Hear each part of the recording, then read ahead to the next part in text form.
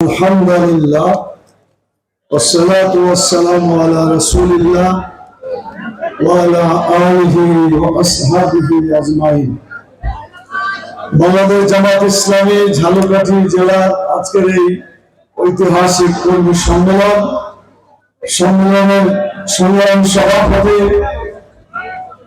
সম্মানিত জেলা কেন্দ্রীয় মজলিসের অন্যতম সদস্য জনাব অ্যাডভোকেট হাফিজুর রহমান মঞ্চে উপস্থিত আছেন।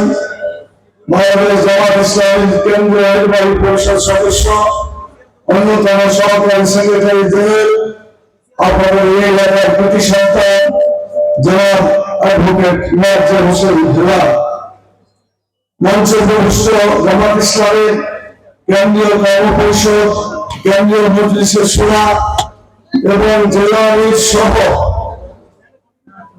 জাতীয় পর্যায়ে এবং স্থানীয় পর্যায়ে নেতৃবৃন্দ, সম্মানিত সাংবাদিক বন্ধুগণ,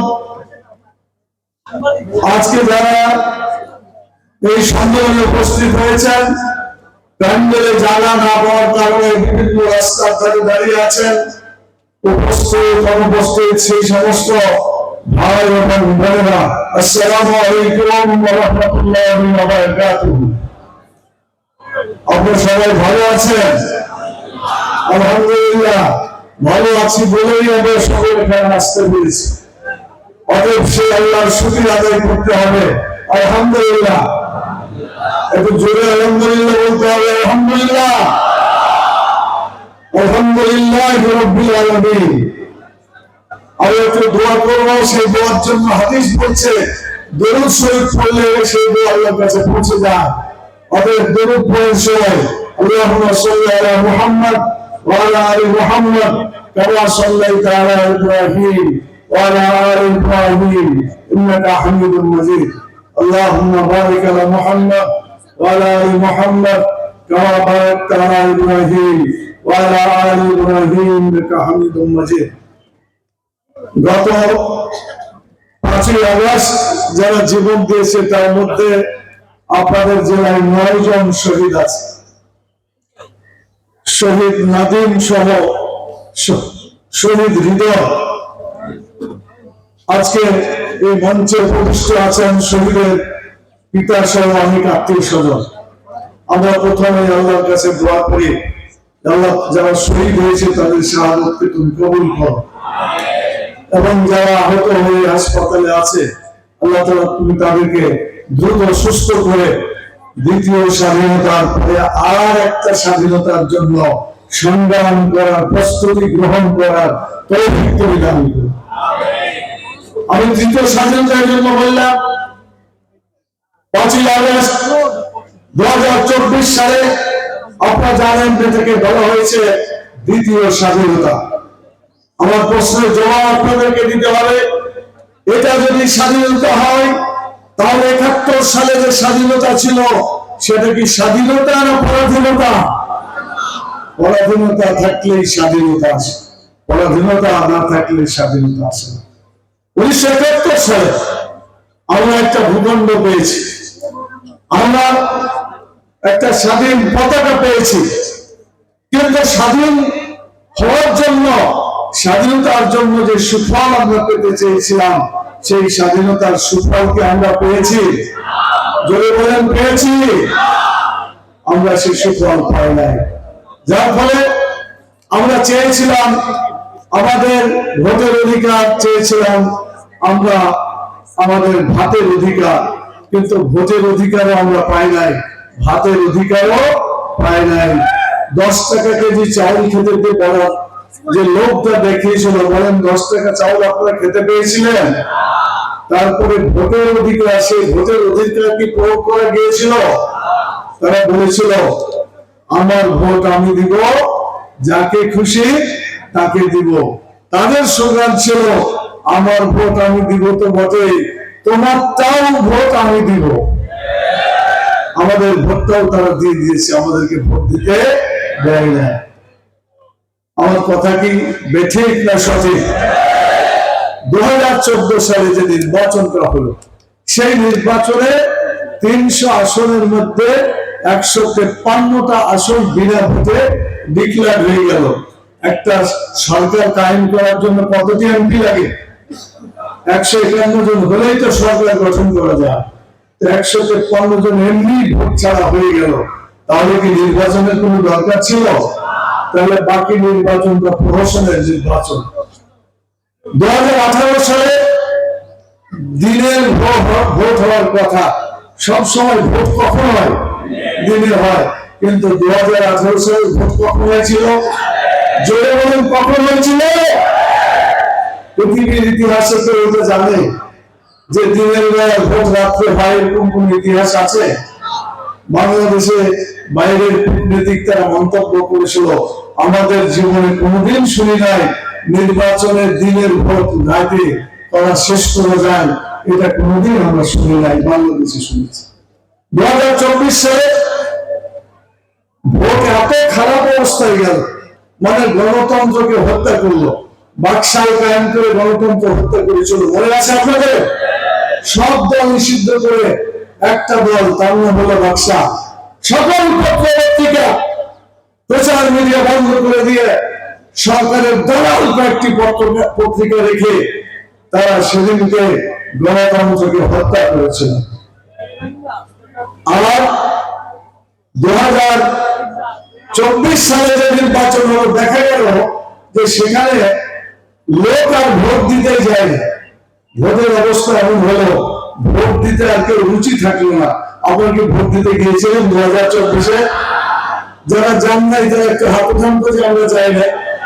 আপনারা তাকিয়ে দেখেন, সাংবাদিক ভাইরা খালি ভিডিও ধরেন, দেশের লোকেরা যে ভোট দেয় না হাতগুলা দেখেন, এরা ভোট কেন্দ্রে যায় নাই, বরং ভোটে যায় নাই। সরকার বাধ্য হয়ে তারা নির্বাচন করলো এবং সেই নির্বাচনটাকে তারা দামি নির্বাচন বললো। কি নির্বাচন বললো? দামি। দামি কাকে বলে জানেন?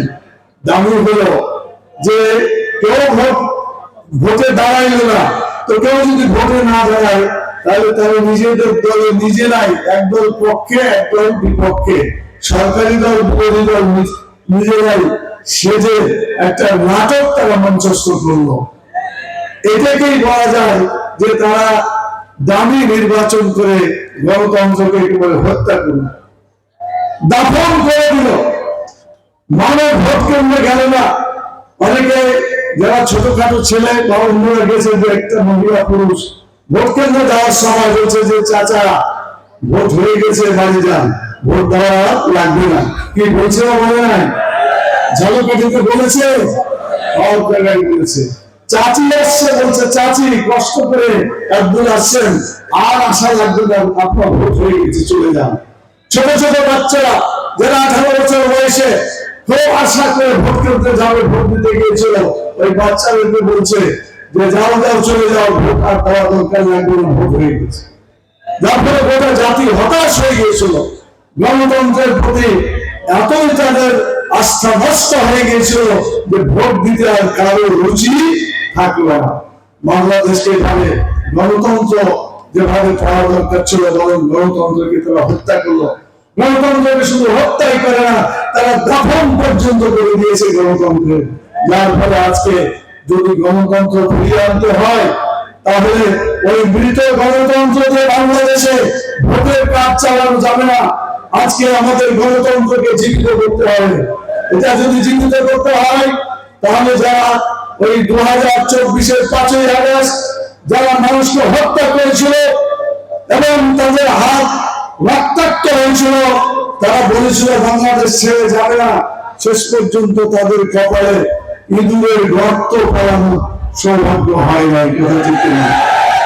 আপনারা ওই এলাকায় শুয়ে আছেন, আল্লাহ শাহীদ রাহিমাহুল্লাহ। আপনাদের আশপাশে অনেক ভালো ভালো ইসলামী ব্যক্তিত্ব তারা শহীদ হয়েছেন।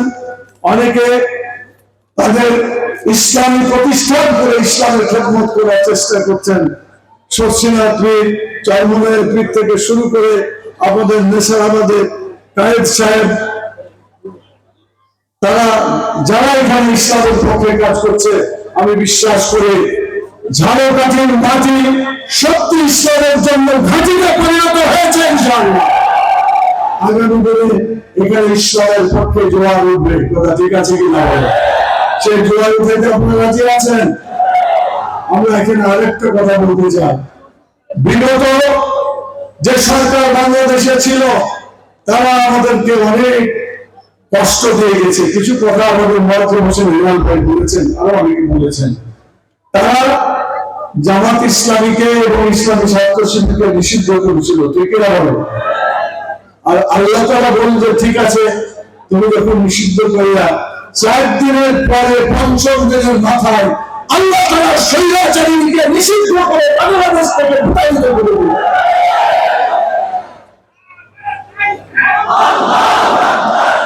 ভাইরা, আমি আপনাদের কাছে যে কথাটা বলতে চাই যে আমরা যদি এখন বাংলাদেশকে সুন্দরভাবে গড়ে তুলতে চাই তাহলে কয়েকটা কাজ করতে হবে। আমি লম্বা কথা বলতে চাই না, রোদে অনেকে কষ্ট পাচ্ছেন দীর্ঘ সময় বসে থাকার কারণে, আর সামনে জলের নেওয়া, সেজন্য আমি সংক্ষেপে কয়েকটি কথা বলে শেষ করতে চাই। আমার সাথে সাথে আপনাদেরকে জবাব দিতে হবে। কি জবাব দিতে পারবে? আল্লাহ তাআলা এই আসমানটা কার? জোরে বলেন কার? সূর্যটা কার? চন্দ্র কার? আকাশ কার? বাতাস কার? বাংলাদেশ কার? বাংলাদেশে আইন চলল কার? এখন চলছে কার?